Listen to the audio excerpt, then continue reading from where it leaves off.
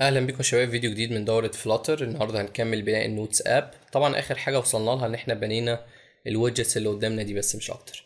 طبعا النهارده بقى حابين نبني البوتن بتاعنا. زي ما انت شايف البوتن شكله بسيط جدا يعني، فممكن نبنيه بكل سهوله. طبعا في البدايه خالص هروح اعمل لكم كاستم ويدجت بره كده خالص، هسميه مثلا كاستم بوتن. وبعد كده اجي في المكان ده هسيبها كونتينر زي ما هي. الويتس في الحالة دي ممكن تحدده دايما يكون الويتس بتاع السكرين. ممكن طبعا تخلي اللي هيستخدم الويدجت دي يديك الويتس، بس على الاغلب هيكون دايما الويتس بتاع السكرين. تمام، فممكن في المكان ده تحط دبل دوت انفينيتي كحل سريع، لكن ممكن تعمل لك مشاكل في بعض الاماكن. يعني ممكن لما تيجي تستخدم الويدجت دي في اماكن تانية بسبب ان انت مستخدم هنا دبل دوت انفينيتي يعمل لك مشكلة. فيفضل ان انت تديها الويتس لو انت عايزه الويتس بتاع السكرين عن طريق حاجة اسمها ميديا كويري، واقول له اوف الكونتكست باكسس حاجة اسمها سايز. ومن السايز اقدر اكسس اي حاجة ليها علاقة بالشاشة، منها الويتس بتاع ايه، بتاع السكرين بتاعتي. فبالتالي كده انا اديته الويتس بالظبط بتاع السكرين، لان دبل دوت انفينيتي بتقول له خد الويتس اللي تقدر تاخده، لكن في بعض الاماكن بتسبب مشاكل، لان انت عارف فلاتر عبارة عن تركيب ويدجتس كده جوه بعض. فبالتالي ممكن لما تيجي تركب الويدجتس مع بعض تحصل مشاكل، لان الويدجت دي مش داخله في الويدجت دي. فدبل دوت انفينيتي ممكن تعمل مشكله كده، تخلي الويدجت دي ما ينفعش تركب مع الويدجت دي بسبب النقطه دي. طبعا مش حابب اتكلم في النقطه دي كتير لان ممكن ما تستوعبهاش دلوقتي، لان دي يعتبر حاجه متقدمه شويه وهتفهمها اكتر لما تبني يو اي كتير وتقابل مشاكل وتحلها. تمام. الهايت بقى ممكن نديله قيمه ثابته، يعني ممكن نخلي الهايت مثلا 55.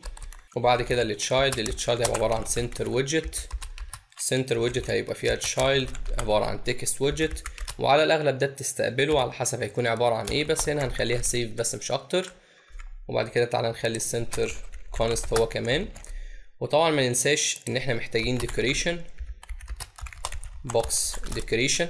زي ما انت شايف انا مش محتاج كل شويه اشوف التاثير على الشاشه يبقى عامل ازاي، انا كده كده فاهم ايه الحاجات اللي انا هحطها اساسيه، يعني اكيد الحاجات دي انا هستخدمها، وبعد كده ابتدي اعمل التعديلات. تمام، عشان الموضوع يبقى سريع شويه معاك.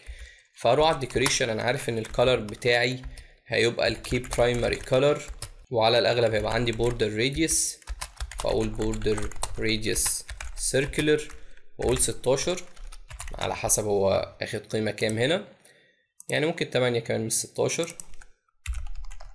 بس كده يعني. تعالى كده نجرب نشوف المنظر هيبقى عامل ازاي. فتعالى هنا نقول كاستم باطن بالمنظر ده.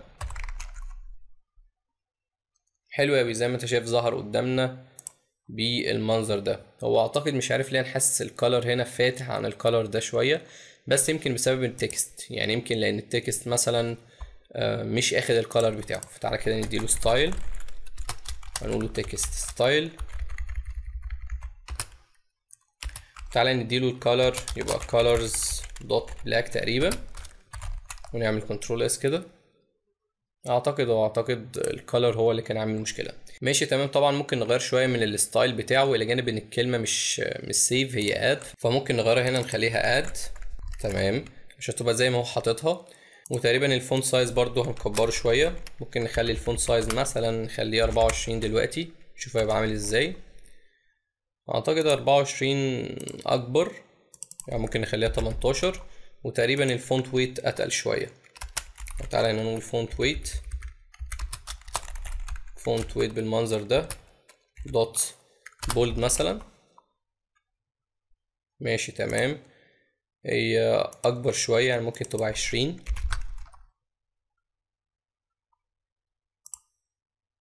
ماشي، اعتقد كده كويس، مع ان حاسس ان في اختلاف بس يعني مش سيئه. تمام، ممكن نسيبها بالمنظر ده. دلوقتي النقطه التانية ان انا محتاج ابعد الويدجت دي عن دول بالكامل. فهنا هتقابل مشكله بقى بسيطه، ان انا دلوقتي ممكن في المكان ده فعلا استخدم سبيسر. تمام قوي، حلو، استخدمت سبيسر وزي الفل. ممكن كمان تحط لي سايز بوكس كده هنا لطيف في الاخر خالص، عشان يبقى الكاستم بوتن مرفوع شويه. لكن هتقابل مشكله ان انت لو ضغطت على فيلد من اللي قدامك دول، فنفترض مثلا التايتل، فانت عندك كده التكست فيلد ظهر زي ما انت شايف، ما عمليش مشكله. تمام، لكن خلي بالك الفورم بتاعك مش بيسكرول اصلا. يعني انت مثلا فلنفترض دلوقتي عندك فيلدز تانية. تعالى كده نحط هنا فيلد كده تاني وتالت ورابع كده كتير قوي يعني، ما ممكن يكون الشيت كبير يعني مش لازم يكون صغير. فزي ما انت شايف هتقابل ان في مشكله هتحصل. بص لان هو مش بيسكرول، وزي ما انت شايف بص المشكله اللي عندك عامله ازاي. فدي طبعا حاجه مش لطيفه. انا محتاج ان الكود بتاعي يبقى ايه، يبقى سكرولبل، خصوصا لو كان فورم. يعني اي فورم فيه مجموعه من الفيلدز الافضل ان هو يكون سكرولبل، لان على الاغلب هتلاقي فيه تكست فيلد ظاهر، فبالتالي ممكن تحصل مشكله معاك في موضوع ايه السكرول اللي بتعمله. تمام. فبالتالي ممكن نيجي في المكان ده واقول له خلي بالك انا عايز استخدم رابوز ويدجت سنجل تشايلد سكرول فيو اللي متعودين عليها يعني. تمام. لكن هتلاقي الدنيا ضربت معاك على طول، وده طبعا شيء منطقي لان ما ينفعش تستخدم السبيسر جوه ايه، جوه السنجل تشايلد سكرول فيو. ما ينفعش استخدمها لان السنجل تشايلد سكرول فيو، افهم بقى اليو اي بتاع فلاتر ماشي ازاي. السنجل تشايلد سكرول فيو بتخلي الكولوم يراب نفسه حوالين التشيلدرن بتاعه، يعني يشرنك، يصغر بالظبط على قد التشيلدرن بتوعه، فبالتالي المفروض يصغر كده خالص. لكن السبيسر بتقول له لا، بتقول له خلي بالك انا عايزك تحط لي هنا مساحه على قد ما تقدر، على اساس ان الكولوم بيكسباند كده كده. فدلوقتي بقى في حاجتين عكس بعض. السبيسر بتقول له خلي بالك انا عايز الكولوم يكسباند، والسنجل تشايلد سكرول فيو بتقول للكولوم انت هتتشرنك. فبالتالي خلاص السبيسر ما ينفعش نستخدموه في المكان ده، يا اما ما ينفعش تستخدم السنجل تشايلد سكرول فيو في المكان ده. فانت بقى بتحدد انت هتشيل انهي. فطبعا في الحاله دي انا لازم اشيل السبيسر لان انا عايزه يبقى فيه امكانيه ان هو يعمل سكرول. تعالى كده نشوف لو عملنا ران لي الكود. تعالى كده نعمل كنترول اس. فزي ما انت شايف اليو اي ظهر قدامنا على طول. وبص لو لاحظت عمل شرينك كده لطيف، يعني الدنيا بقت شرينك على الاخر كده خالص عشان ياخد المساحه على قد التشيلدرن بتوعه. فطبعا زي ما انت شايف الدنيا كده لطيفه جدا. ممكن بقى احط سايز بوكس قبل البوتن على طول، وكده هيبقى الشكل قدامي مظبوط. لكن الشكل ده مختلف خلي بالك عن الشكل اللي قدامي هنا. وده ليه بقى؟ لان الشكل ده على الاغلب اللي عمله هو مدي هايت للبوتم شيت، يعني على الاغلب حاطط البوتم شيت ده كده جوه كونتينر. تعال نخلي السنجل تشايلد سكرول فيو هي اللي جوه الكونتينر، ومدي الكونتينر دي هايت، فنفترض مديها مثلا 400. يعني تعالى كده نشوف المنظر عامل ازاي. فزي ما انت شايف بص بقت عامله ازاي. فكده زي الفل مفيش مشكله خالص. لكن هتقابل بقى مشكله لو انت سبتها بالمنظر ده، لو انت حبيت يعني انت اللي تحدد الهايت بتاع مين، بتاع الشيت. يعني انت دلوقتي انت سايب الشيت الهايت بتاعه بيتحدد على اساس ايه، على اساس التشيلدرن، لان السنجل تشايلد سكرول فيو قالت للكولوم يشرينك، فبالتالي بقى اخد هايت معين، فبالتالي الشيت برضو نفس الكلام بقى اخد هايت معين. لكن لو انا حبيت احدد فيكسد هايت للشيت هقابل مشكله، الا وهي ايه، ان البوتن هتلاقيه طالع لفوق بقى. ما خلاص البوتن مش هينزل لاخر الشاشه، لان هو الكولوم هياخده ويطلعه لفوق، هيشرينك كده ويخليه ياخد المساحه اصغر ما يمكن. طب لا، انا عايز اخلي البوتن ده ينزل للاخر تحت خالص، فبالتالي لازم احط سبيسر هنا في المكان ده. احط سبيسر هترجع لنفس المشكله، هتلاقي ان انت ما ينفعش تحط سبيسر في المكان ده، لان انت كده عندك حاجتين متناقضتين. عندك السنجل تشايلد سكرول فيو بتقول له يشرينك، وعندك السبيسر بيقول للكولوم انت المفروض بتكسباند، فبالتالي تحصل المشكله دي. فطبعا عشان تحل المشكله دي انت هتلجأ لحلول مختلفه. في حلول مختلفه فعلا عشان نحل المشكله دي، بس انا مش حابب ادخل معاك في الاجزاء دي عشان ما لخبطكش. انا عايزك بس تفهم نقطه ايه، نقطه ان السبيسر بيقول له خد المساحه اللي تقدر عليها، بس عشان يقول له الجمله دي لازم الكولوم بيكون بيكسباند. وبما انك استخدمت سنجل تشايلد سكرول فيو فكده الكولوم هيشرينك مش هيكسباند، فبالتالي ما ينفعش تستخدم سبيسر. انا عايزك تفهم ايه اللي بيحصل، فبالتالي تقدر تحل المشاكل دي. بس انا في الحاله دي ممكن استخدم سنجل تشايلد سكرول فيو عادي جدا واشيل الكونتينر بقى خالص، لان انا كده كده مش محتاج اديها فيكسد هايت. بالعكس انا عايزها تاخد الهايت زي ما هي كده زي الفل، مش حابب يكون في سبيسز كده زياده. يعني كده شكلها انا حاسه الطف من هنا.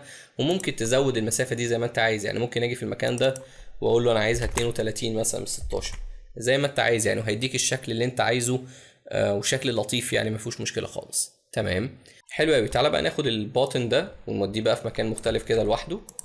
تعالى نعمل هنا فايل هسميه custom button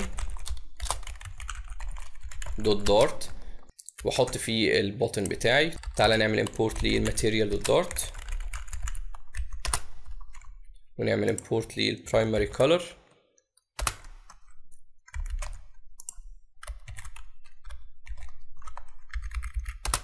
تمام قوي كده.